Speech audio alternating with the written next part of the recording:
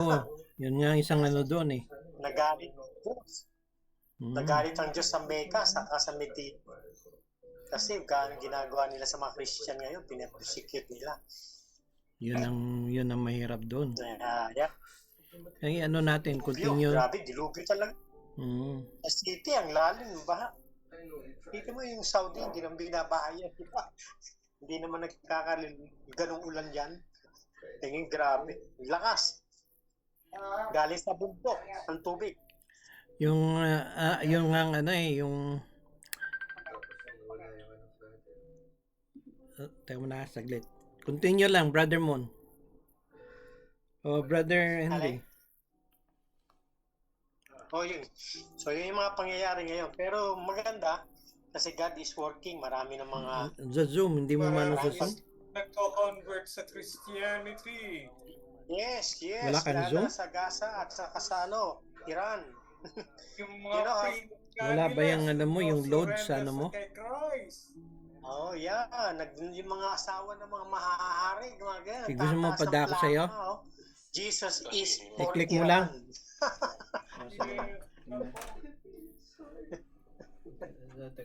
God is still working in the present time. Yeah. This is the time of revival of Christianity.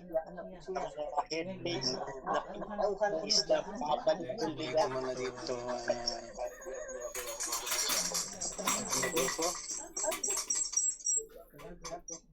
Sino ba speaker natin ngayon? Nag-echo.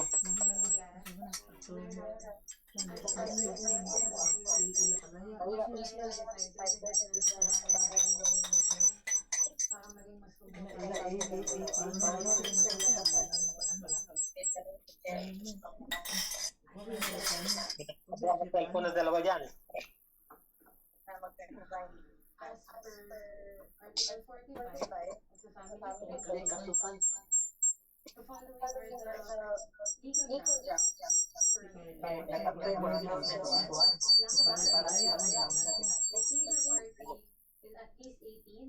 Or below 21 years old.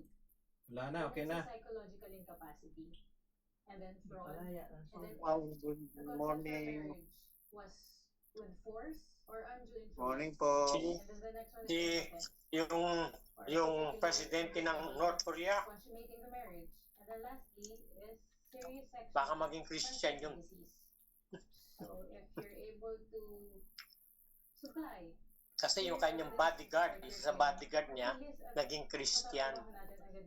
Tapos nangusap sa kay Kim Jong-un tungkol sa magaganap sa kanyang pagkahari ngayon. 2026, may prediction sa North Korea. Malaking struggle ngayon sa 2026. Gutom, hirap sa North Korea. So, pray natin ang North Korea. Maraming nare-revive doon. Christianity, lumalakas.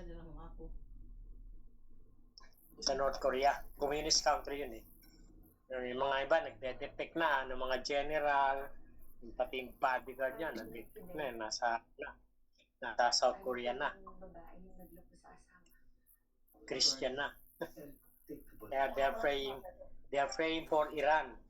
North Korea. Yung mga taga South Korea, they are praying for tagang gabi yung prayer nila. Muna tayo? Mag-prayer. Hello? Prayer mo tayo bago mag-umpisa. Hello? Yes po, yes. Prayer muna tayo. Sige. Brother Mike, ang ating i-continue pray si Junjun na hindi natin alam kasi wala nga sister so continue to pray.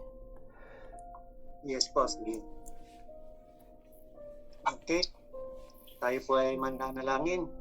Tapo po natin ating ulo, pikit natin ating mga mata. Naman namin nasa langit, Diyos naming makapangyarihan sa lahat, kayo nga po ang Diyos na di kayang pantayan ni naman ang karunungan at ang katalinuhan, kadakilaan. Ama, sa umagang ito, humingi po kami ng patawaran sa aming mga nagagawang mga kasalanan. Mga bagay po na naglalaro sa aming isipan na hindi po nakalulugod sa iyong banal na harapan, patawarin mo po kami. Nagpapasalamat naman po kami sa iyo, Diyos, sa kabutihan mo po sa bawat isa sa amin. Inigiting mo kami tuwing umaga at pinagkakalooban ng kalakasan para sa maghapon namin mga gawain. Ama, narito po kami patuloy na una na po, ilalapit po namin sa iyo si Junjun Tambal. Nawa po, Diyos, patuloy mo siyang pagalingin. Nawa po, Diyos, patuloy mo siyang ipuin, ibangon sa higaan at magkaroon po ng maayos na kalusugan. Ganun din po ang aming mga kapatid na hindi ko po mabanggit ang pangalan. Si George. Yes, O Lord, patuloy mo po sila, O Diyos, na lingapin sa kanilang mga pangailangan, sa mga may sakit karamdaman, tulad ko po, Diyos, meron ding karamdaman, humihingi po ako ng kagalingan. Ama, salamat po sa bawat isa na pagkakalob mo ang aming mga kagalingan. Ganon din po, Diyos, ang aming gawain sa umagang ito, tinataas din po namin sa iyo. Nawa po, Diyos, patuloy mo kaming pagkalooban ng mga espiritual na karunungan. Sa iyo po magmumula ang lahat ng ito. Kaya naman po, Diyos, pinagpapasalamat po namin ang gawain ito. Ito po lamang ang aming dalangin sa pangalan ni Jesus, na aming Panginoon tagapagligtas, sa gabay at patnubay ng Santong Espiritu. Amen. Amen. Amen. Okay, so isa sa magandang pag-aralan natin siguro, group discussion. Ano ba yung salitang blessings, kasi yung iba, ang tingin ng iba, yung blessing are more financial. Ano bang material. Alam ba, may pera ka, bless ka, nasa iyo ng lahat, bless ka. Yes. Pero kung from the beginning, makikita natin, 'di ba, si Job, nasa kanya ng lahat. Tapos biglang nawala. Dumaan siya sa pagsubok, 'di ba? May dialogue yung sa Old Testament Napansin niyo ba? Ano yung dialogue nung ni Job tsaka sa panahon ni Job, yung mga kaibigan niya. Pag naghihirap ka daw, Diyos mo, naman ng Diyos mo.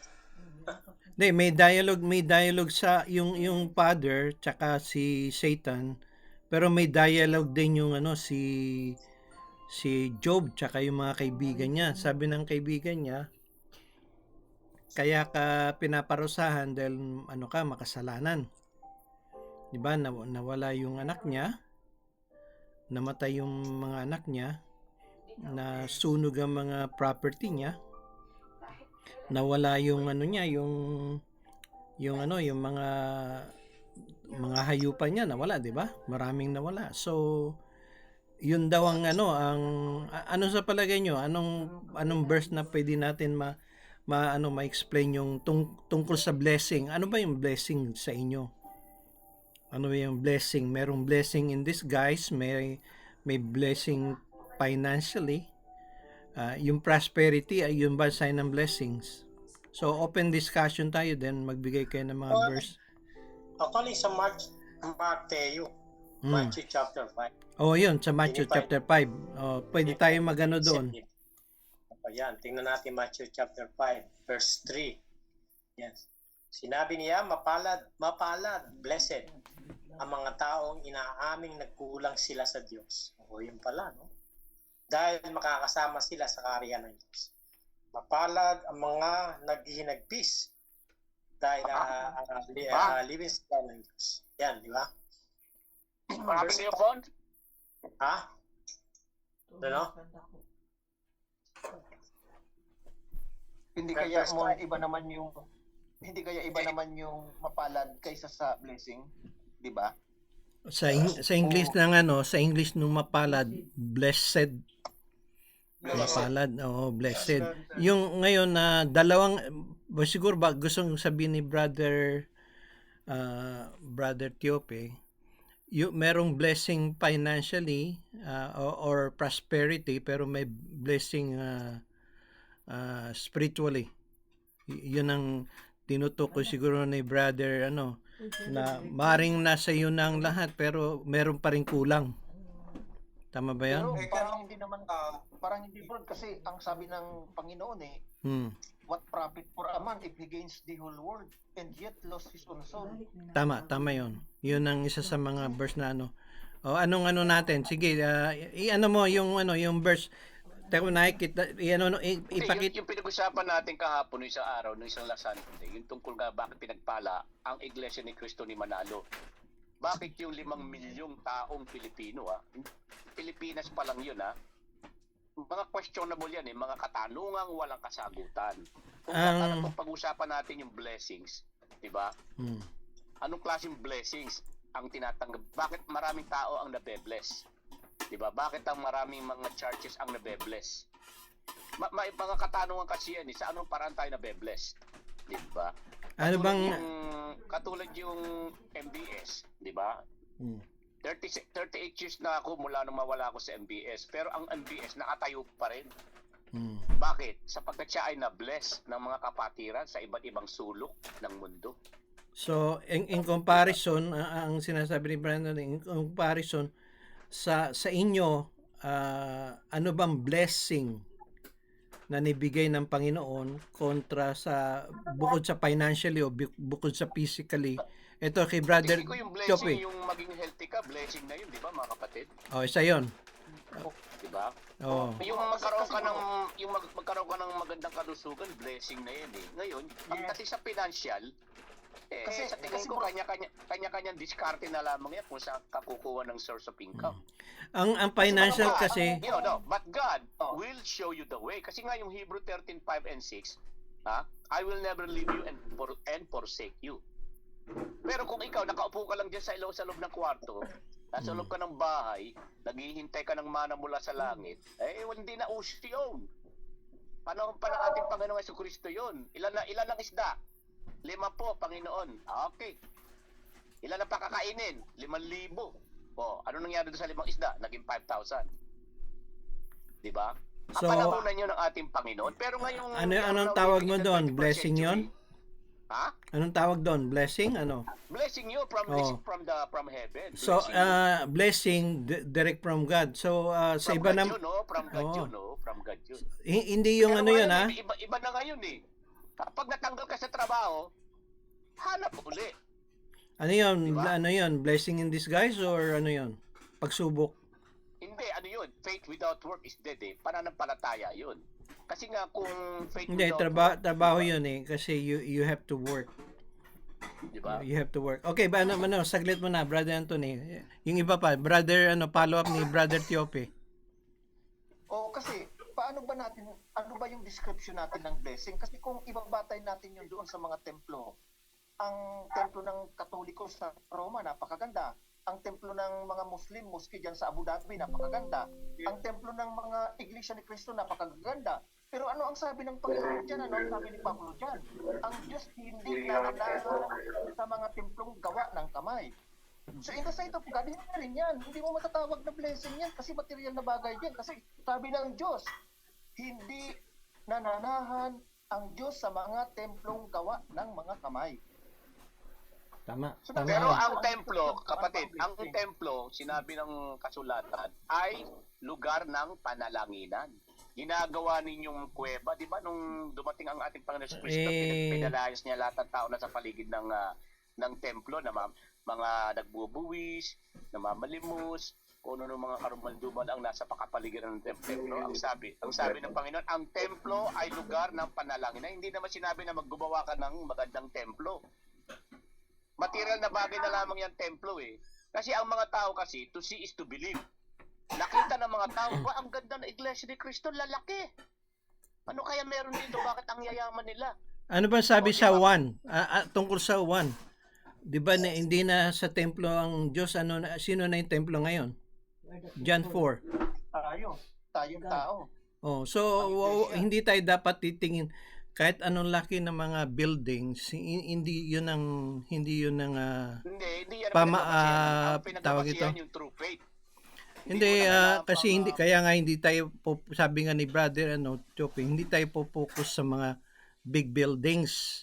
Kasi sabi ni Kristo, Yes. darating ang panahon, hindi na sa templo.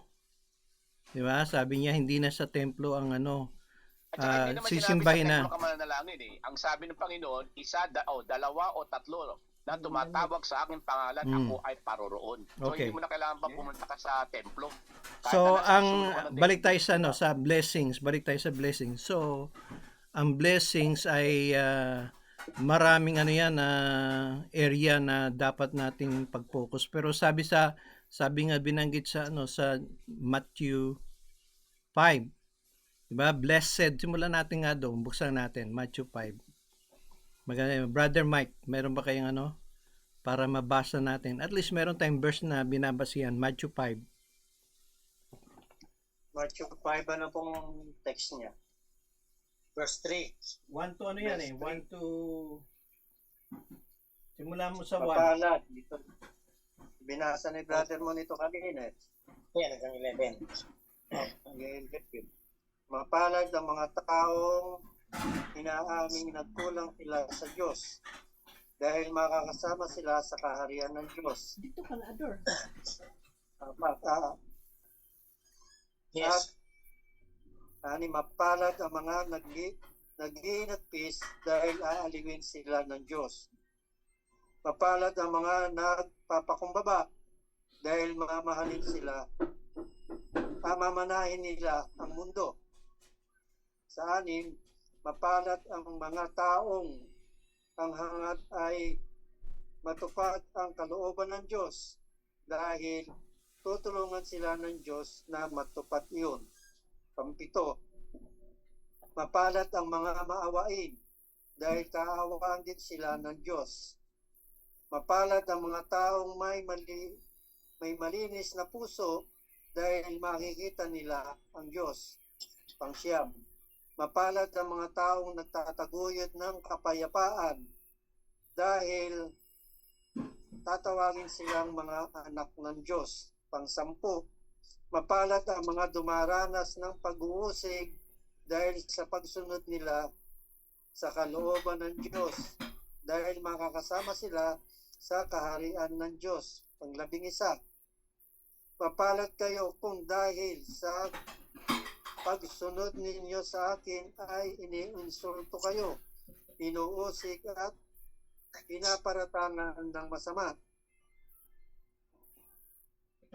Sa 12, last verse, ganun din ang ginawa nila sa mga propeta noong una, kaya mapalad kayo dahil malaki ang gantimpala ninyo sa langit. Amen. Lord John. Amen. So, amen. Maganda Sino yun. pa? Anong asa nabasa natin? Si Isaac naman. Ano sa nabasa natin? Anong? Ha?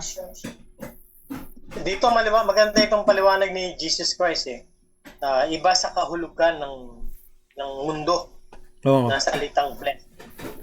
Sa kanya wala mga binanggit dito, more on material eh. Tama. Kundi relasyon. More on relationship sa Diyos at sa tao. Yan ang pinaka mas mapalad na tao. Yung kanyang relasyon sa Panginoon at sa kanyang kapwa-tao. Tama. Iyan, tama yun. Tsaka yung sabi doon, yung kahit anong daming pagkain mo, may mga taong hindi kontento eh. Nabubusog ka nga pero hindi ka kontento. Para bang something is missing. 'Di ba? Ang Walang dami mga kapusuan. Ganun. Yung pinakasimple kasing blessed, mapalad yung Matthew na yan, yung Matthew binasa natin. Blessed, mapalad ang mga nagtitiis sa Panginoon. Tungkol yan sa spiritual life eh. Yung isa namang klaseng blessed, yung material na bagay. Pero kung pag-aaralan natin yung sinabi ni 1 Timothy 6:7 hanggang pababa, na for we brought nothing into this world, it is a certain we can carry nothing out. Ibig sabihin, hindi ka pwedeng mabuhay sa material na bagay dahil utos ng ating Panginoon na tayo ay mag-ipon doon sa langit na hindi mabubulok. Diba? Katulad ng mayamang si Lazaro, yung pulubing si Lazaro. Diba? Diba? Si Lazaro, ang kinakain niya, yung mga simi, yung mga nahuhulog sa lamesa ng mayaman. Kaya nung mayaman na yun, nung gabi na yun, kaluluwa ko, magdiwang ka. Punong-puno na yung aking bodega ng mga bigas. Hindi na tayo magugutom, bigla siyang binangungot. Yun ang pinakamagandang halimbawa tungkol sa kung pag-uusapan mo ang pagpapala. Di ba? Isa yan sa lagi ko nagiging inspirasyon sa buhay ko na hindi mahalaga kung marami akong pera. Ang mahalaga yung kung ano maitutulong mo. Pero ang katanungan naman, paano ka tutulong kung wala ka naman maitutulong? Sige. Ay, Sagutin niyo ako. So, Paano ka naman tutulong kung wala ka naman maitutulong? hindi ka naman ano bang nasa isip mo sa pagtulong sa kapwa? Ano ba nasa isip mo? Financial? Ibig sabihin, dalawa nga yan eh. Hindi, Pwede kang tama na, tumulong sa spiritual, Gusto mong pero hindi ka naman tumulong, pwedeng mabuhay. balik muna tayo sa question mo kasi ang nakikita ko, Ibig sabihin, masarap tumulong. Pero kung wala ka namang itutulong, teka na, ano ba sa diba? nasa isip mo pag sinabing wala kang may tutulong? Ano bang nasa yung isip wala kang mo? maitutulong na material na bagay, sa spiritual may maitutulong ka. Itong ginagawa natin, spiritual life to, di ba? Binubusog natin ang ating spiritual life sa ating pag-aaral tungkol sa espiritu. Kasi ang Diba? ang iba Pero pagdating naman sa material na bagay, marami naman nagugutom. Okay, so ang nasa isip mo na pagtulong ay more likely financial and pagkain. Siyempre, ang financial kasi malaki kasi ang role niyan sa iglesia eh. Di ba? Oh, pero kasi pag marami kasi nagugutom ng mga kapatid, pag maraming tupang nagugutom, yan ay maghahanap kung saan sila kakain. Kaya nga marami na converting mga miyembro ng Iglesia ni Cristo eh. Di ba? Oo nga, yan nangyari doon. Pinakain nga sila minsan, pero sinisingil sila sa pinakain sa kanila. Magbibigay sila ng Thursday, meron silang love gift, meron pang tithing. Do, wag kasi, Brother Anthony, saglit lang ha. Kasi pag ikinukumpara natin ang ang pagtulong base sa status ng church, hindi natin ma-accomplish yung God's will. Kasi yung God's will kahit konti, kahit tingnan mo yung yung widow's mite. Alam niyo yung widow's mite? Yung pulubi na ano ba yung widows sa Tagalog? Balo. Yung balo. 'Di ba yung balo? Kailangan ba ng malaking pera pagtulong? 'Di ba? Hindi. Pag-abot po niya sa sa templo, pag bibigay niya. Brother Mike. Ayun nga po, tungkol doon sa balo, yun lang ang kakayahan niya. Pero binigay niya na lang. Tama. So, kahit sa ating grupo, don't expect na kailangan magbigay ka ng malaki. Don't expect na kung ano yung may bibigay mo, hindi naman meron may spare change ka. Yun ang mo, kaya mo, di ba? Hindi naman natin, maybe it's a sign na if you're blessed, you will share ang blessings. Kahit na yung iba nga, yung balo, sabihin sa atin na iba walang trabaho, walang hindi naman dinidemand yan eh. Pag diniman mo na, hindi na magandang yung principle. You have to give from your heart. Ang manalo, marami na convert kasi marami naloloko. Number 1, tinutulungan sila pero magbibigay sila ng 10%. Magbibigay sila ng Thursday.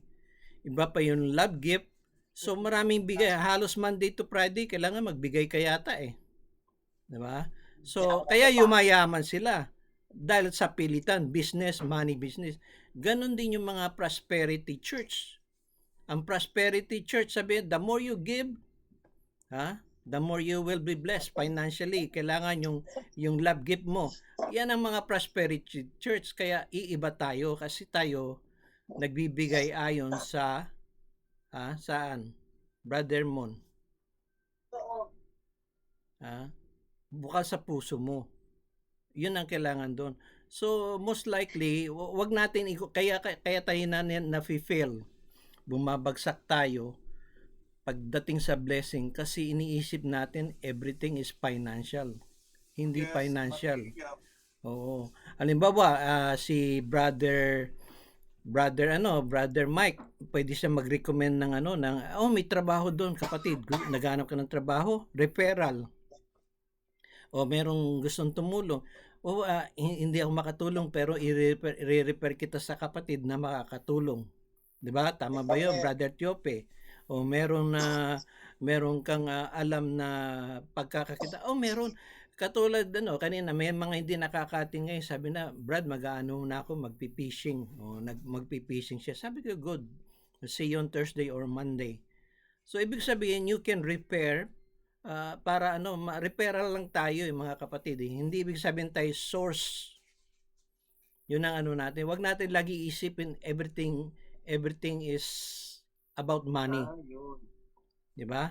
Kasi po, excuse po pagdating po sa ganyan, yung kaloob. Oo, Kanya-kanya tayong kaloob. Merong paghahandog, merong pagbibigay, pagtulong sa kapwa, pagtuturo, ayan, mga kaloob natin.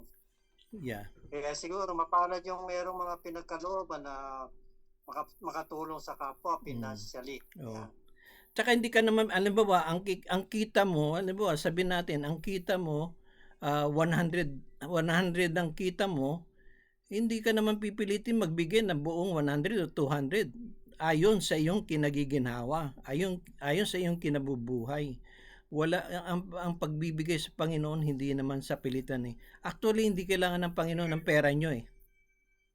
Ang kailangan ng Panginoon yung puso nyo, ang pag-iisip nyo. Yung pera susunod lang yun . Ano lang yun . Hindi yun ang mahalaga . 'Di ba? Ang church mag-umpisa walang pera. Tama ba 'yon? Nag-umpisa kayong Bible study sa bahay. Excuse po. Meron po akong testimony about sa ganyan, sa pagbibigay. Kasi pagtrabaho nga po ako sa Abu Dhabi, almost 12 years. Tapos, yung mga first years ko doon hanggang mga 10 years o 9 years, hindi ako nakapag-iika po, sa totoo lang. Nagbibigay lang ako kung magkano lang yung gusto kong ibigay, kung magkano lang yung ko. Ganun lang ako, desisyon ko, ganun kung magkano. Pero, pinaliwanag sa amin nung namin pastor doon na bilang kami mga miyembro ng iglesia, kami mga namumuno kasi naging associate pastor din ako doon, ay talaga nila ako, inordain nila ako doon. Sabi nila, dapat tayong mga leader ng church, ipakita natin yung ating katapatan pagdating sa pagbibigay. Kaya talaga po kami noon, may record. May sobre, tapos yung pangalan namin, kung magkano yung income namin monthly. Kung kami sumusweldo ng week ng 15.30, ganon. Nilalagay namin doon, tapos sinecheck nila kung talagang nagbigay ka. Sa ganon, siyempre sa akin medyo marami akong anak siyem yung anak ko, dala ng pangailangan din. Parang kinukupit ko nga talaga yung pagbibigay. Pero nung maano na kami sa ganon, yung pumasok na ako sa ganon, pray ko lang yung sarili ko, Lord, tulungan mo po ako kasi talagang may kabigatan. Sa akin, nabibigatan ako noon. Pero yung pala, yung gagawing way ng Panginoon para pagpalain ako. Kasi hindi naman sa pagano po, nung umuwi ako noon, may sakit ako. Hindi pa. Bago pa yon, yung nagtatrabaho ako noon, nawalan kami ng project. 1 year, every 2 years ako umuwi. 1 year lang, pinauwi na ako at wala kaming trabaho. Walang kumpanya, walang kontrata. Uwi ako. Marami naman kami po. Ngayon, nag-aano ako sa sarili ko. Pinag-aaralan ko rin po yung yung mga nakaraan ko, tsaka yung mga haharapin pa. Ang ginawa ko, dahil 6 months akong bakasyon, bumili ako ng 6 na kabang bigas para sa bahay. Kasi may pera pa ako nung ako dumating .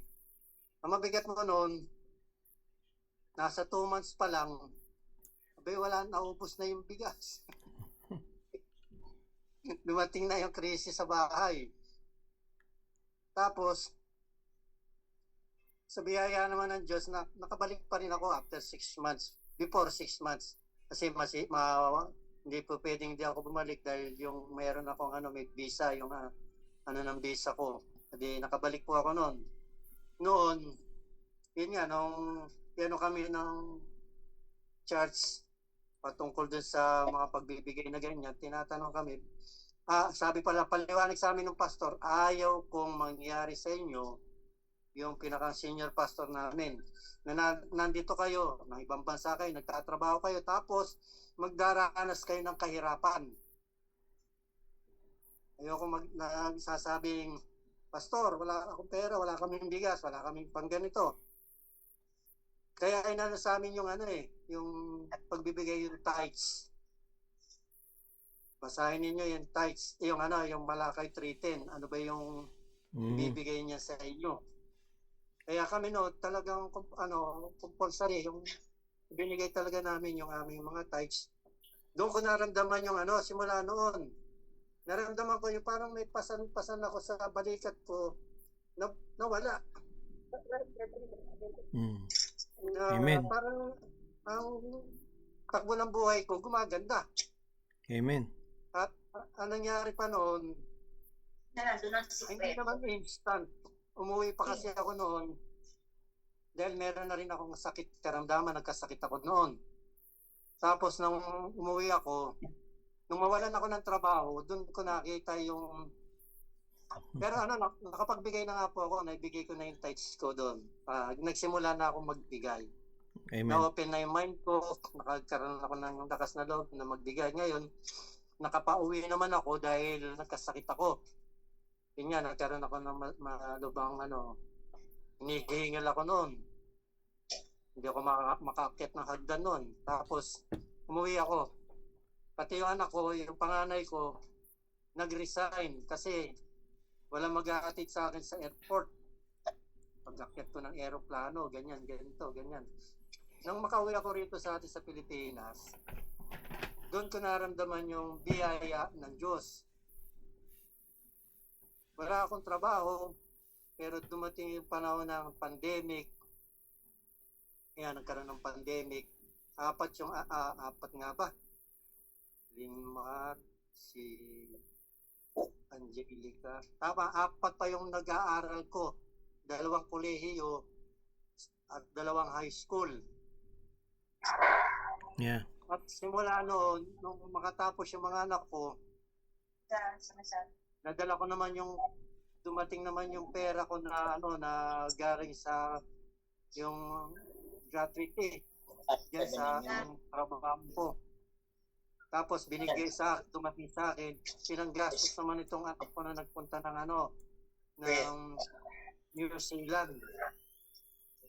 Okay. At yun nga, naramdaman ko nga po, parang gumaan. Kaya yung makalit yung anak ko, tuloy-tuloy na. Okay. Ang bahay ko, hindi naman sa pag-ano,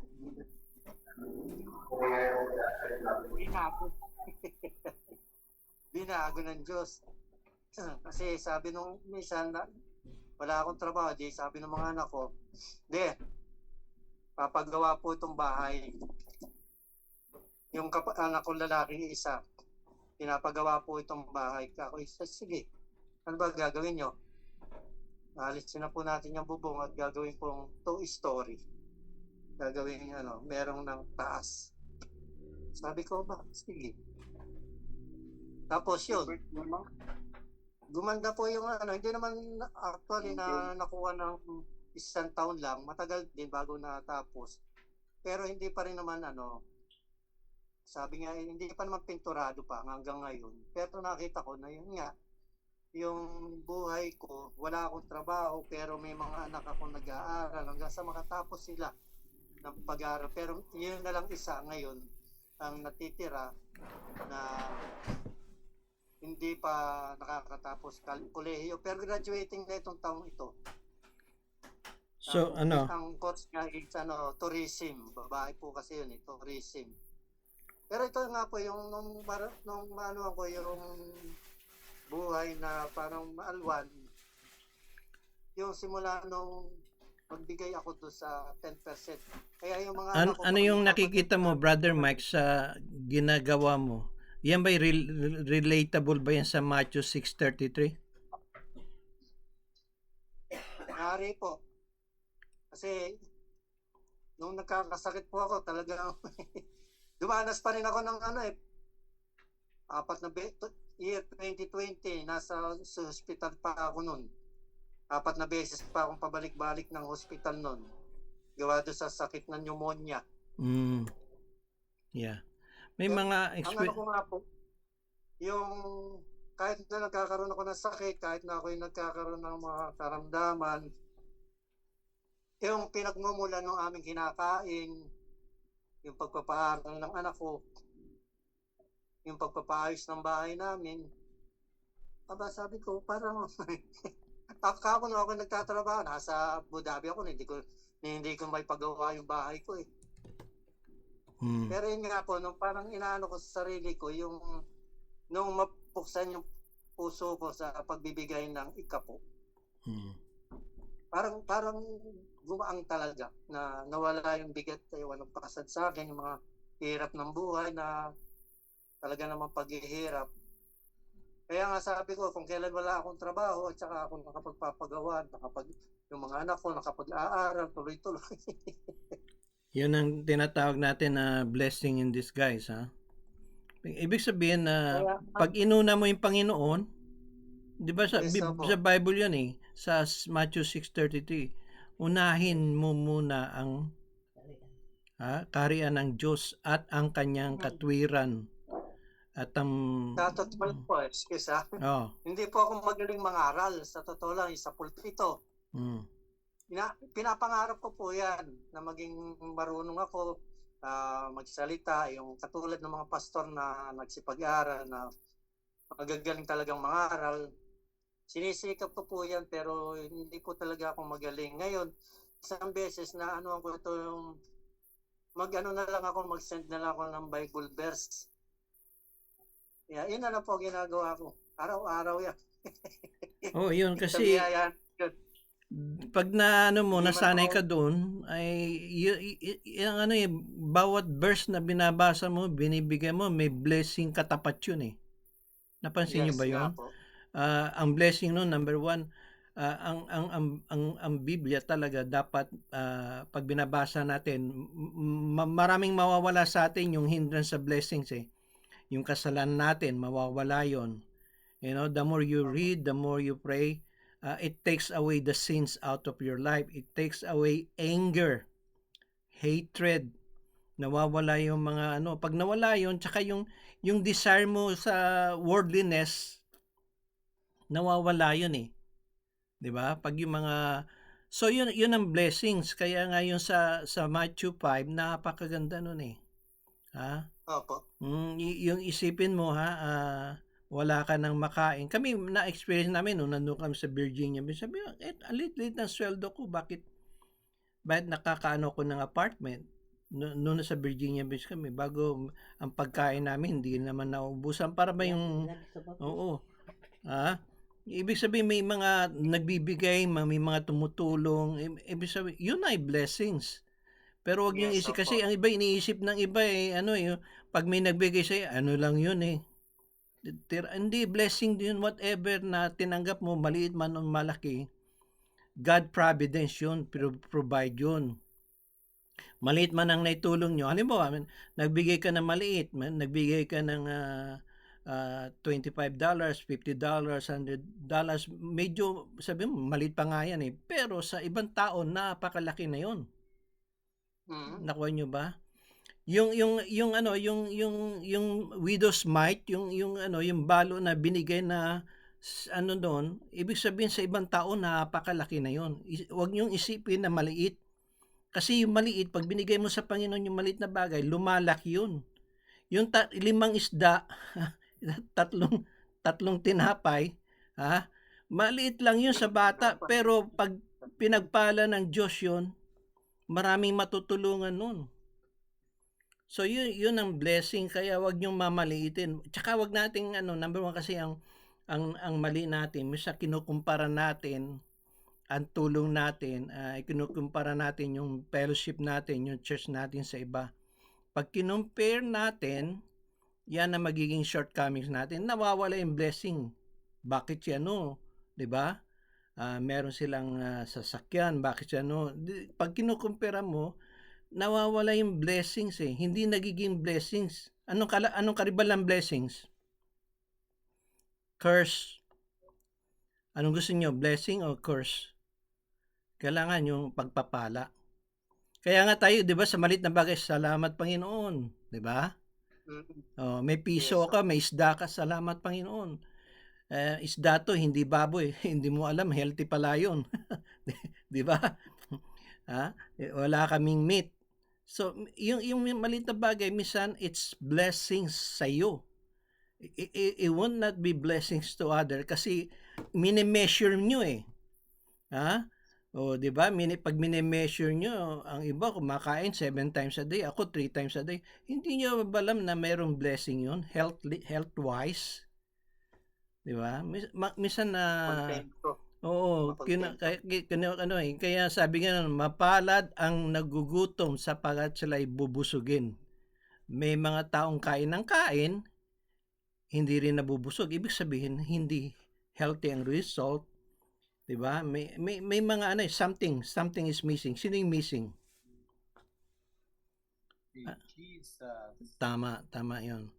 O sino pa may mga doon sa lesson natin sa 5 binasa ni Brother Mike. Maganda 'yun eh. Sino susunod? Kailangan yung blessed kasi 'yun ang salitang yun ang hindi natin maintindihan eh. Maraming Kristiyano hindi paano ka magiging blessed pinapahirapan ka, iniinsulto ka, 'di ba? Nagugutom ka. Ibig sabihin, bakit nagiging blessing 'to? Reverse yun eh. Sa world, reverse understanding yun eh. 'Di ba? Misunderstanding ng word yun. Hindi nila makuha. Ano ba yung sinasabi ni Jesus na blessings? Nagugutom ka, blessings ka. Blessing pa rin. Pinapahirapan ka ng kapwa mo, blessing pa rin. Kaya 'di ba, iniisulto ka, pinapahirapan, sabi pa nga ni Jesus, love your enemies. Bless them who bless them who Curse you. who curse you. I-bless mo sila.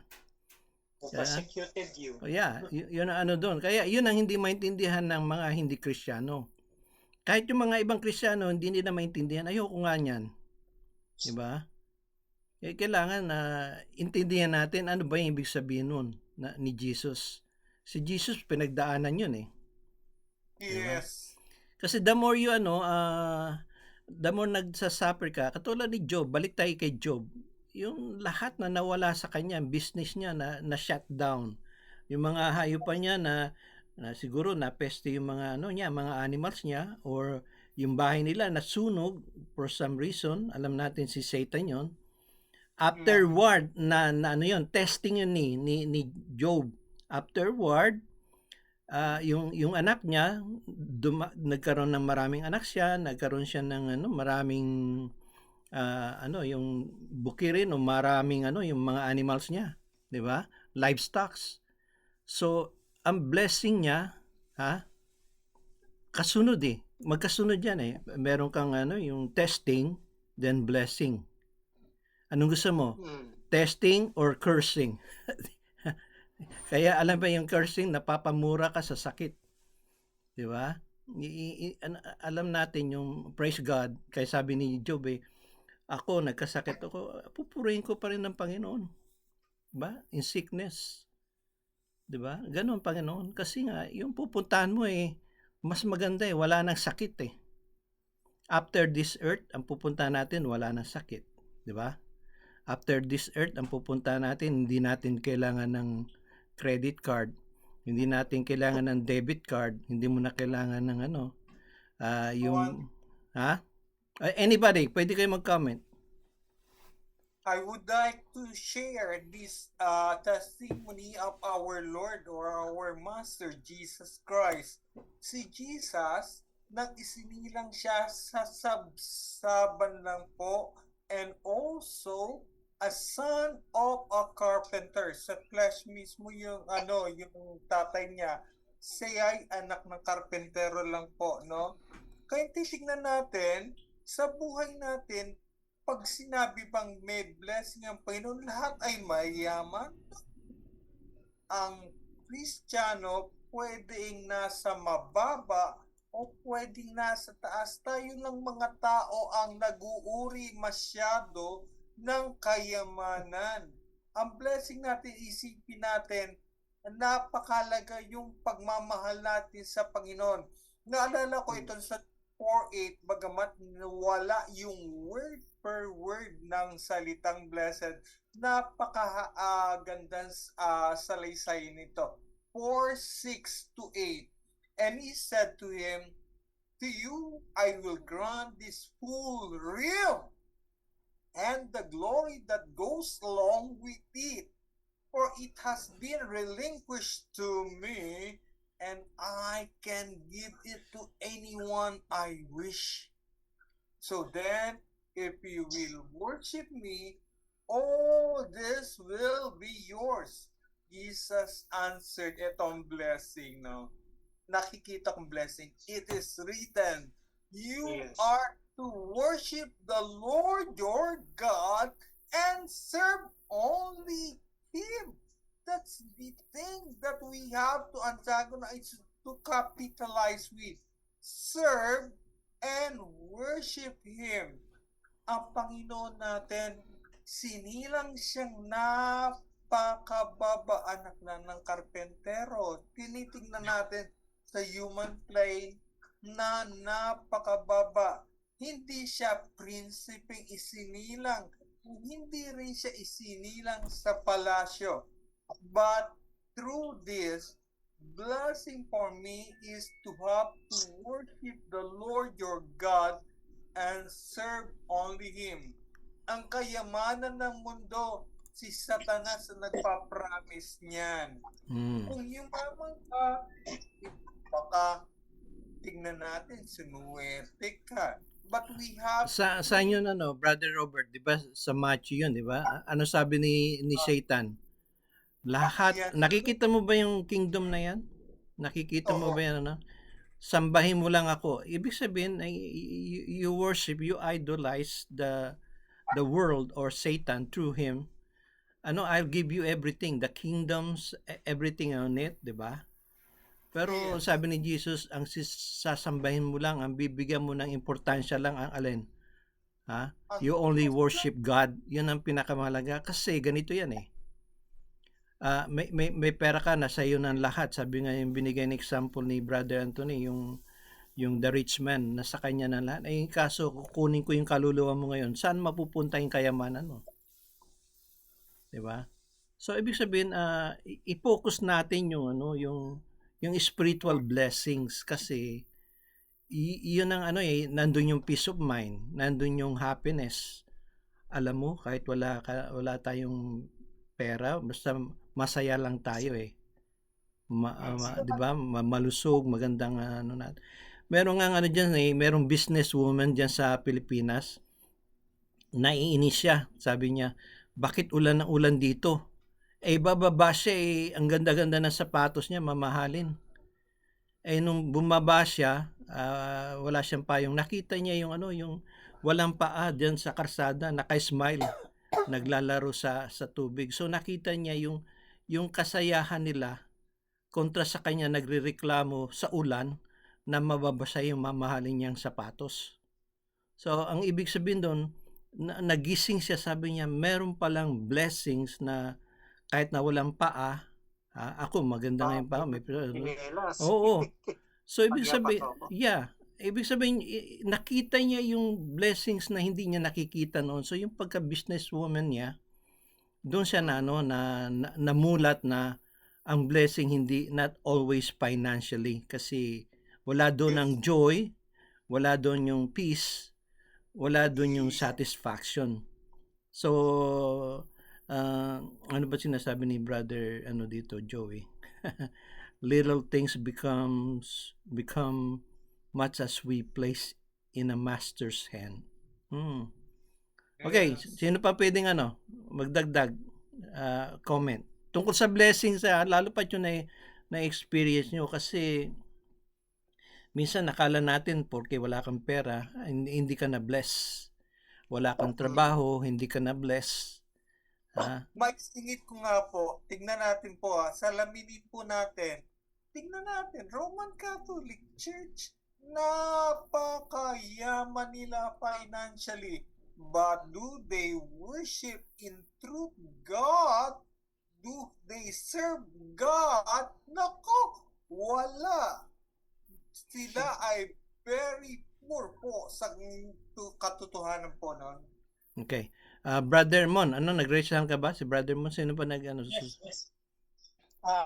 Alam mo yung blessing dumarating kaya na sinabi natin, unless our faith is firm. Kanina, nagbabasa ako ng Isaiah chapter 7, verse 9. Ang ganda itong mensahe sa akin ni Lord eh. Isaiah 7 verse 9 sa huling talatan, may kinalaman kay Ephraim na siya naging head of Samaria. Ang sabi ni Lord ganito, if you are not firm in faith, kung hindi ka matatag sa iyong pananampalataya, you will not be firm at all. Ano? So yan ang ito yung sikreto ng lahat ng blessing eh. Once Yes. our faith is firm, there is blessing. Pero kapag tayo ay lumalayo, ayan, sabi mo ka na cursing laging dumarating. So ito yung nangyayari sa Israel eh, 'di ba? Sa Book of Isaiah. They were cursed because they rejected God. Yung faith nila nawala nga eh. Nawala na sa Diyos eh, nasa mga idol na eh. So yun yung nangyari sa kanila. Kaya mahalaga ito. Yung sagot ko lang kay Brother Anthony, paano ka raw magbibigay kung wala ka naman? Di ba? Alam mo, may sagot dyan. Sa binasa natin kanina sa Matthew. Sabi rito, tingnan nyo, verse 6. Mapalad ang taong ang hangad. Yan, may hangad kang tumulong. Matupad ang kalooban ng Diyos. Ang sabi rito, dahil tutulungan siya ng Diyos na matupad yun. O di ba? Meron ka palang paghahangad eh. Makita pala ng Diyos yung puso mo na malinis, gusto mong makatulong pero wala ka. Sabi ng pangako ni Kristo, tutulungan ka ng Diyos na matupad yun. Yun sana ang panghawakan natin pananampalataya dito sa Matthew. Kaya yun lang po. Amen. Sino pa? Brother Tiope. Okay na? So, Okay na po. doon sa binasa natin sa blessings, at saka alam nyo, merong mga, may blessings in disguise eh. Alam nyo ba yung sabi na blessing in disguise? Biblical ba yun? Surprise. Parang surprise yan. Surprise? Basta mag-follow ka sa Matthew 6:33, there will be a blessing in this. Unahin? Mhm. All your needs Eh, will be met by God. paki-quote ngayon, brother, sister Ruth. 6:33, seek ye first the kingdom of God and His righteousness. Righteousness is also a part. So maraming mga pastor, maraming mga tao na palagi lang sa kingdom of God, but are they lives doing righteously in the sight of God? So righteousness is part too. So kahit palagi tayong magsimba, kung hindi din i-practice ang righteousness, wala din. Yung Blessing din na blessing in disguise. Kung sabi mo, yung promise ng Panginoon na all the things you need will be added if you seek God first and righteousness. okay. That's the rule. Okay, i-focus natin dyan. Paano ba natin uunahin ang kaharian ng Diyos? How do we express seeking first the kingdom of God? Paano natin, how did we show, how we can show the present ourselves, yung unahin natin yung kaharian, paano natin pinapakita? Halimbawa, bigyan natin example, ay Sunday, di ba? Ay may Super Bowl. Ano yung unahin nyo? Or mayroong basketball, paborito nyo yung team. Sunday, karamihan ginagawa Sunday. Paano nyo inuuna? Sample lang to, yung iba sa inyo, experience. Paano nyo inuuna yung kaharian ng Diyos? How can you seek your person? Binibigyan mo na importansya. Alam mo, may birthday. Ako, kaibigan ko to, kailangan puntahan ko. Tapos merong gawain, ikaw magle-lead. Anong choices mo? Halimbawa, brother Mon, paboritin yung yung Crispa Toyota. Unang panahon pa yan. eh, mas gusto niya magbigay ng pera doon. Bibili ako ng ticket o bibigay ko sa Replay na lang. Replay. Ha? Replay na lang. Panoorin na natin yung replay. Tama yan, brother boy, di ba? Replay na lang. Ha? Pero mas maganda yung live eh. Huwag ka na makibasa mo na sa iba para sa replay. Ma-excited ka sino mananalo. Pero kaso pag sinabi yan sa'yo, ay nanalo na kami. So yung how can we show to God na we seek first, we tend to prioritize the Lord or Lord's cause. Yung niya, yung purpose niya. And then seek His righteousness. Iba yung righteousness of God, iba yung sa righteousness of men. Tatandaan nyo, sins is different from violating the law of men, because there's a law of men against the law of God. Nakuha nyo ba yung sabihin? Yes po. So, we need to balance muna. Kasi pag sinabing seek ye first the kingdom of God, anything has something to do with the kingdom of God, which is, who are they? What is the kingdom of God? The church activity, the assemblies, the fellowship. Yun ang pinapakita natin. Alam niyo, karamihan sa inyo talagang active sa natin sa fellowship eh. 'Di ba? Lagi ko 'yan nakikita sa fellowship. Maganda 'yan kasi we're seeking first the kingdom of God. Fellowship, yung fellowship na sa Bible ba 'yan? Acts 2:42, and they continue steadfastly in apostles, doctrine, teaching, katulad nitong Bible study natin, in fellowship, in Lord's Supper, and prayers. Kaya everything, this is a church. Nakuha nyo ba? What we're doing is a church. Kaya nga sinabing ang church is everywhere. It could be online, it could be in person. So we consider this is a church. Tama ba yun? So we seek first the kingdom of God. Kaya sa inyo, minsan talaga maaga nandito na. We prioritize God. Priority mong God. So, yun ang iba-ibang priority, saan pumupunta, kailangan na priority natin God. Tama ba yun? And then His righteousness. Ano pa? Doon sa Matthew 6:33, ano pa doon? Bukod sa Matthew 5. Okay? Matthew 6. Mayroon pa sa Deuteronomy 28. This is really a promise of God. Go ahead. So, it's blessing or curse. So, kung sabi sa Deuteronomy 28, it shall come to pass if thou shalt hearken diligently unto the voice of the Lord thy God to observe and to do all His commandments, which I command thee this day, that the Lord your God will set you high above all the nations of the earth, and all this blessing shall come on you and overtake you. Amen. You shall hearken unto the voice of the Lord your God.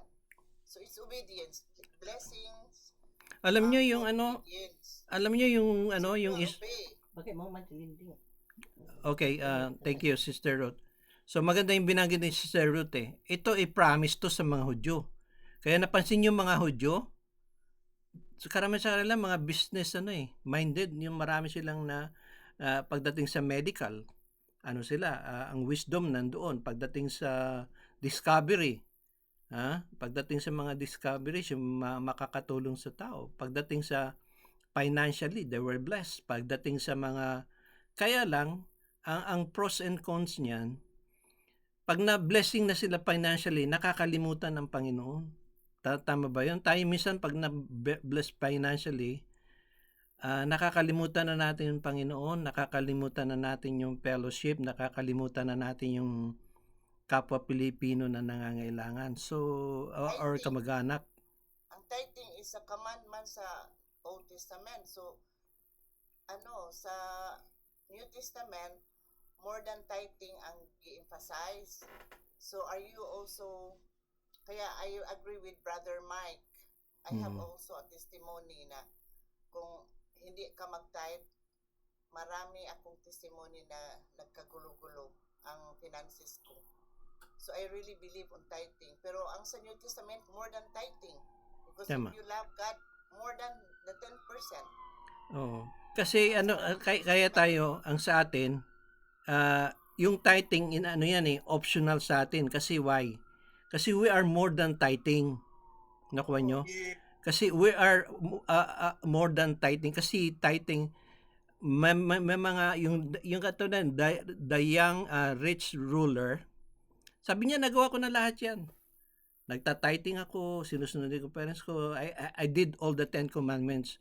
Pero anong pang kulang? Sabi yan, give everything you had, sell it and give it to the poor and come follow me. So ibig sabihin, sa atin more than tithing kaya we don't just promote tithing. We talk about it. Pinag-usapan natin yan, bakit hindi? Pero ibig sabihin, yung pinaka-focus natin, give yourself first. Ibigay muna natin ating sarili sa Panginoon, everything follows, di ba? Yan ang natin.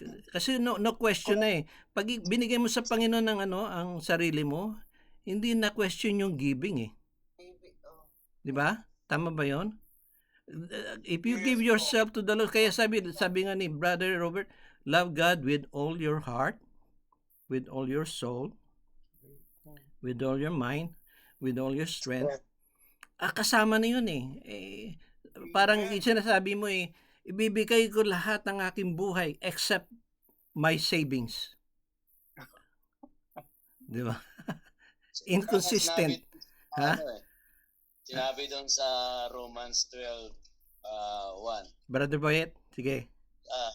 Ang sabi doon I beseech you therefore, brethren, by the mercies of God, that you present your body a living sacrifice, holy, acceptable unto God, which is your reasonable service.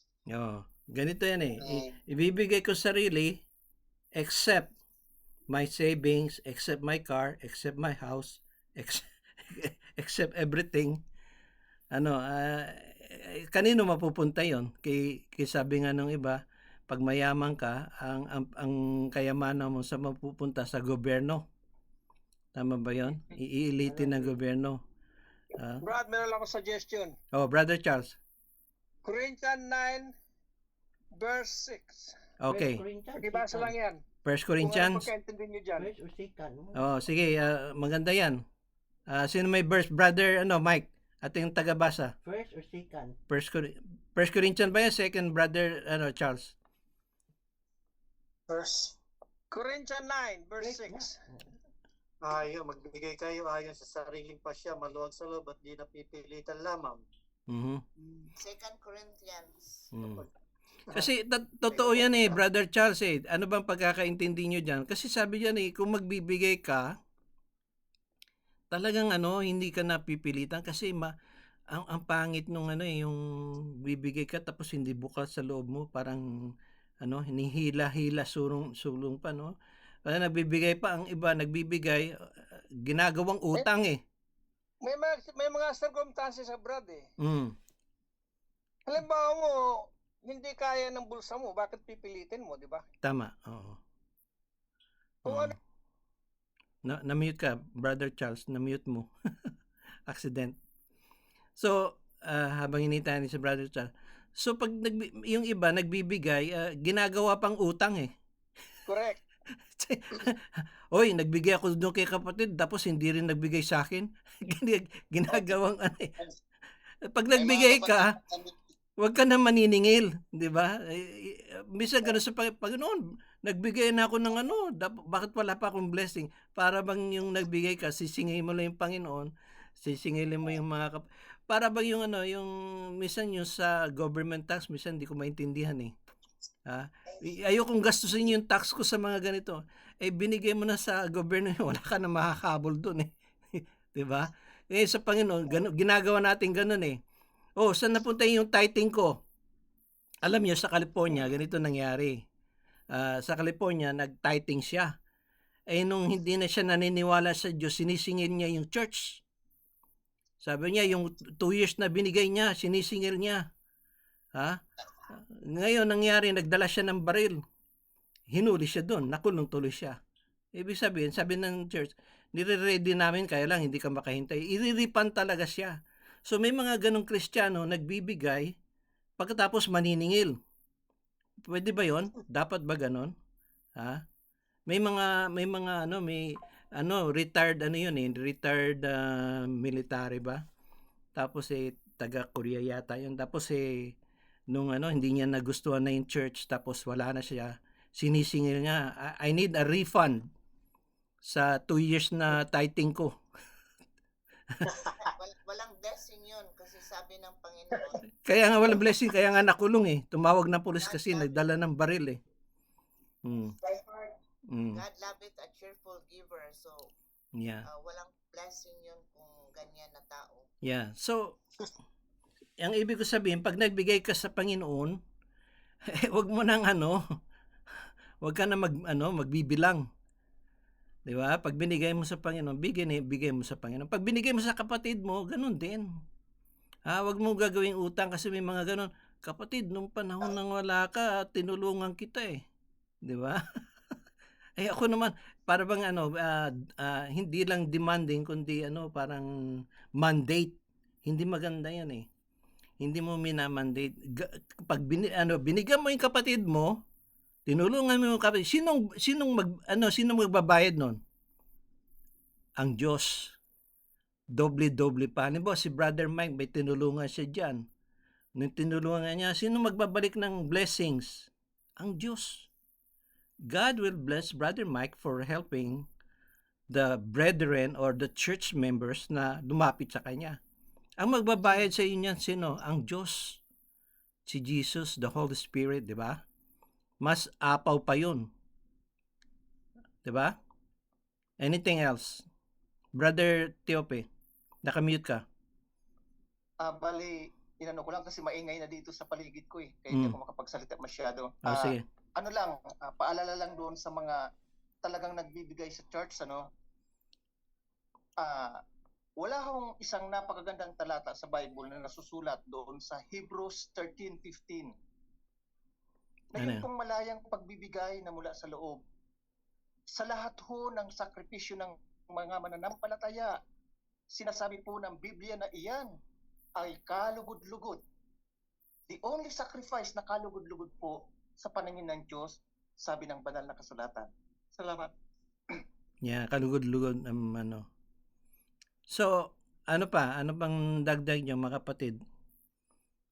Maglilinger longer. So, next time na siguro, kaya ang mga kapatiran natin, ang isang dalangin natin, sana ang bawat ma-attend dito, yung tumutulong, ma-bless more.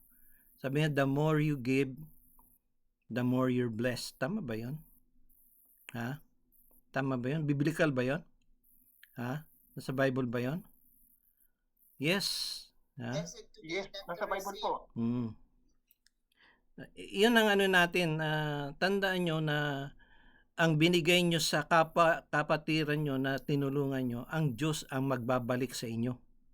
Hindi man makabayad yung kapatid nyo tinulungan nyo, ang Diyos ang magbabayad doble-doble sa inyo. Tandaan nyo yan. Di ba? Kapatid?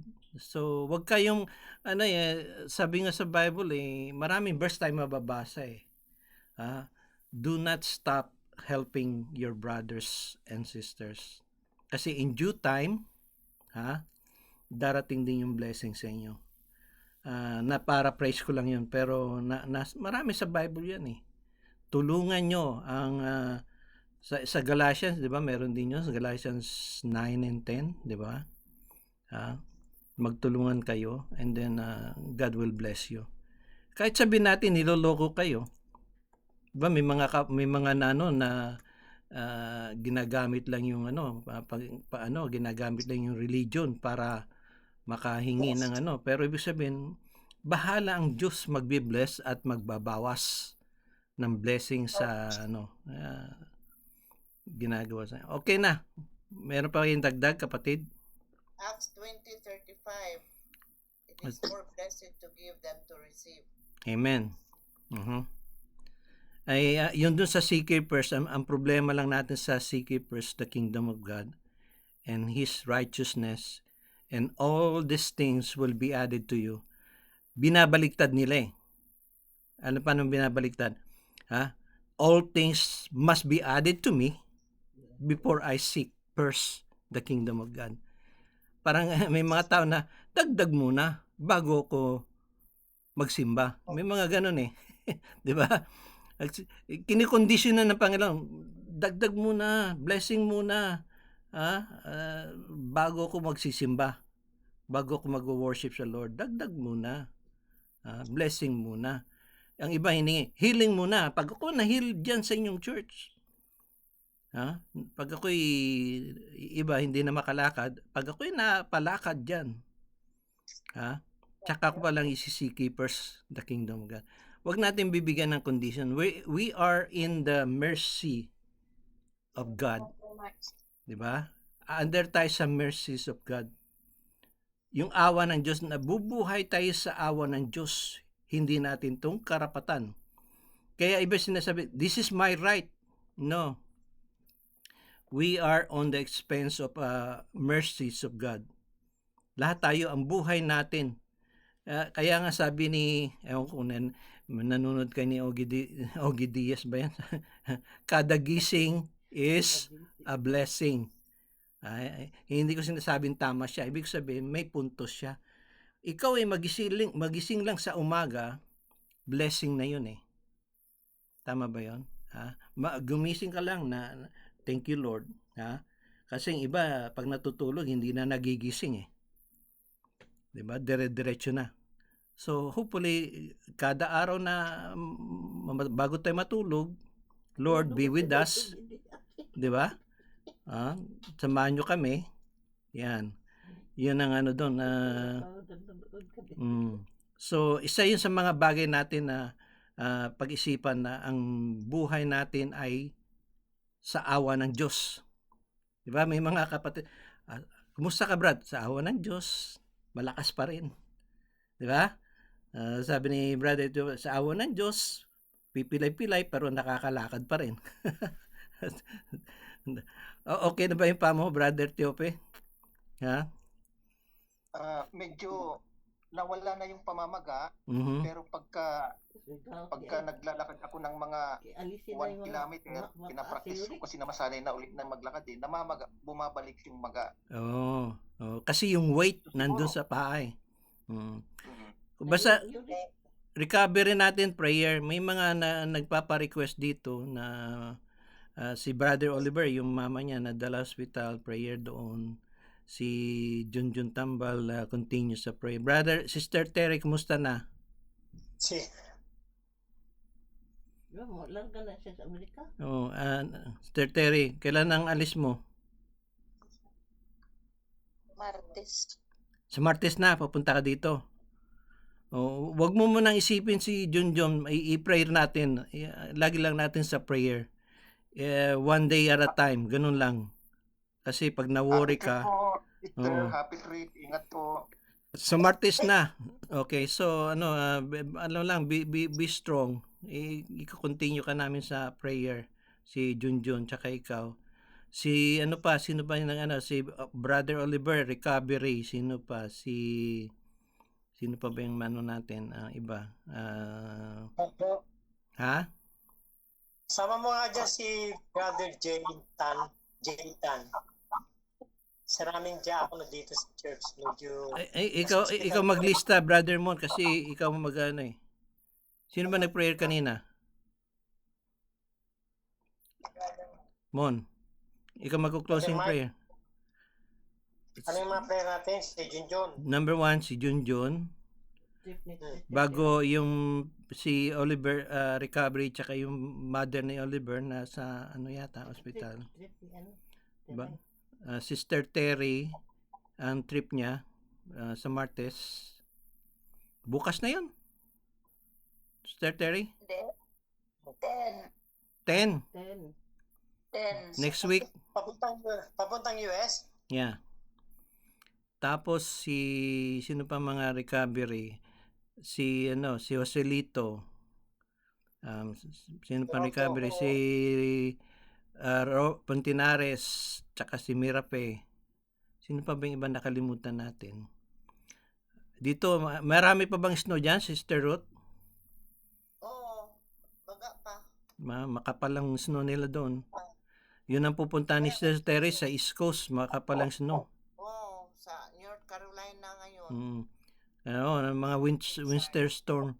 Sa ano pa yan, kung sa Pilipinas pang term yan, baha, malaking baha. Gatuhod, baywang ang baha. Ganun. So, sino pa ang recovery? Pakisama na rin sa prayer, bro.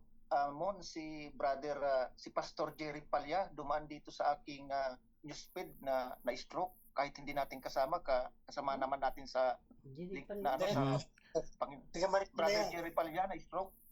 Pakisama rin sa prayer. Si Jerry, nakakausap ko yun sa messenger eh. Sige, paisama yun ni Brother Mon. And then, linger longer. Sige, sino pa? Wala na? Yung natin, I pray natin yung mga churches dito sa Amerika, yung mga ma-bless sila, yung mga leaders natin, bless sila, Brother Eric, Brother Charles, Brother Anthony, na wala na. Sino pa yung iba? Si Kahudo, Dave, tsaka si Leti na sa Germany. Kasi yung pamangkin nila may cancer. Si Dave and Leti nasa Germany. Yung pamangkin nila may cancer. Nandun sila. So, hopefully, makauwi na sila ng siguro February din yun eh. Anything else? Wala na tayong nakalimutan. Sister Terry, be strong ha. Be strong. Ganun lang yan. Talagang yan ang kailangan natin. Brother Charles, Brother Eric, mga prayer, recovery ha. Sige, Brother Mon, makinig muna tayo sa panalangin mo, Mon. Sige, tayo manalangin. Lord, na makapangyarihan po sa lahat ng Diyos ng Israel, ikaw ang aming Diyos, Panginoon, na kinikilala, na lumikha ng langit at ganoon din ng lupa at lahat ng mga bagay na aming nakikita at hindi nakikita. Lord, sa mga panahon ito ng aming pananampalataya sa iyo, na aming inilalapit, Panginoon, ng lahat ng mga kahilingan at mga panalangin at mga pagpapasalamat sa aming mga kapatid na ngayon, Panginoon, ay dumadaan sa mga bibigat na karamdaman, lalong-lalo ang kapatid na John, Panginoon. Lord, we pray, alam po namin kayong may hawak ng buhay ng bawat isa sa amin. Kayo rin nagpapagaling, Panginoon. Kaya naniniwala po kami sa iyong kapangyarihan, sa iyong kamay. Kung iyong mamarapatin, ipuin siya ng iyong mapagpalang kamay at sa muling lumakas at anumang kanyang karamdaman, Panginoon, ay mawala ito sa kanyang lubang katawan. We are asking for a miracle, O God, from you through Junjun, Panginoon. Alam po namin, naghihirap siya ng kalooban, financially, spiritually, and physically, Panginoon. Pero alam po namin, Panginoon, kayo ang kanyang kaaliwan. Kayo ang nagbibigay sa kanya ng kalakasan, Panginoon. Lord, we are also praying for Oliver, recovery, and his mother, Panginoon, na nawa, Panginoon, ang mga kapatid namin ito ay lumakas muli ang kanilang mga lupang katawang ito at sila, Panginoon, muli makapaglingkod sa pangalan mo. Anumang mayroon na ilagay ng kaaway sa kanilang lupang katawang ito, sa makapangyarihan pangalan ni Jesus ay aming siyang pinapanalangin, Panginoon, ayon sa iyong kalooban, unawa ang masunod, hindi ang sa amin. Nilalapit din namin sa iyo, Panginoon, ang kapatid na si Sister Terry patungo sa Amerika sa atin ng buwan ito. Ang panalangin nawa namin, Panginoon, ay ingatan mo siya, Panginoon, sa kanyang paglalakbay. Huwag mong payagan na ang kanyang paglalakbay ito ay naging balakid ng kanyang pananampalataya sa iyo. Kundi ang pagta-travel ito, makakita siya ng ibayo pang tinatawag namin pag-asa, Panginoon, lalong-lalo na sa kanyang anak na si Junjun. We pray for them, Panginoon, for their needs, financially, saan mong gastusin kay Junjun. Nagtitiwala po kami sa iyo. Lord, nilalapit po namin din sa iyo si Salito sa kanyang recovery, Panginoon, ng kanyang lupang katawan, si Robert, Mirape, at tatlong ito, Panginoon, na nangangailangan din ng complete recovery sa kanilang mga lupang katawan, sa kanila ay na-stroke o na high blood, hindi namin lang kung sugar o blood, pero naniniwala po kami, Panginoon, na muli mapanunumbalik ng aming Panginoon Diyos ang kanilang mga lupang katawan nito sa dating kalakasan, Panginoon. We pray for them, O Lord God. Lord, we also lift up to you our brother Jay Tan, nasa ngayon ay comatose sa hospital. Pinatakot siya, Panginoon. We pray, Panginoon. Nakarinig kami ng mga balita na bumubuti ang kanyang height, ang kanyang dugo, nagno-normalize, Lord. Nagkakaroon ng pag-asa na makakita siya at magkaroon muli ng magandang kalalagay ang kanyang lupang katawang ito. We pray for recovery, the brother Jaitan. We pray yung financial lead ng kanilang tahanan. Alam po namin gaano sila kahirap. Pero Lord, naniniwala po kami sa iyo na hindi mo sila pamamayaan. At hindi mo sila pagkukulangin kailanman. We are also praying for you, for brother Jerry Palya, na tumaas ang dugo na stroke, tinakbo sa hospital. Lord, we pray for his recovery, Panginoon. Nawa, maging normalize ang lahat na nasa kanyang lupang katawan nito, every cell na nasa kanyang lupang katawan nito, palalakasin po ninyong Panginoon upang muli siya ay makabalik sa paglilingkod sa banal na iglesia sa dako ng Marikina. Lord, marami pa kaming ipapanalangin. We are lift up to you, yung mga member namin, sila Brother Anthony, si Dave, ang kanyang pamangkin, may cancer, nasa Germany. Lord, we pray for healing. Alam po namin, Panginoon, na ang mga cancer nito, kung aming titignan, parang wala ng pag-asang gumaling. Pero hindi kami naniniwala sa ganong pwedeng mangyari. We pray, Panginoon, and we believe in you, in your power, God, that you will heal, Panginoon, yung kanyang pamangkin na ito, sapagkat walang bagay na totoong napakahirap. Say, Lord, we are also praying yung iba pa naming kapatid na kasama dito sa prayer group nito, sa aming mga Bible study nito. Sana po dumami pa ho kami, marami pang maimbo, marami pang magsisyo sa amin. Lord, we are also praying for the coming ng grupo nila Brother Ador sa Pilipinas sa December, lalong-lalo na ang aming binabalak na seminar sa December 1, 2, and 3. Lord, we pray for financial resources na kailangan, Panginoon, sa gagastusin na yan sa pamasahe ng mga kapatid namin patungo rito, at ang mga dadalo, Panginoon, tulungan nyo na sana po ay makakuha pa kami ng mas mura pang discount, Panginoon, sa mga lugar na aming mapipili na aming gaganapan ng aming mga seminar po nito. We pray for the preacher, we pray for the lecturer, and even those who will come, Panginoon, who will listen, Panginoon, sa seminar nito. We trust in you, God, that the seminar will never be like the same again. It will enhance their faith, lalong magkakaroon siya ng bagong pananaw at ng bagong pananalig sa iyo, Panginoon, sa darating na itong seminar. We pray for them. We pray also for everything, Panginoon, ang mga our brother who support this ministry, Panginoon.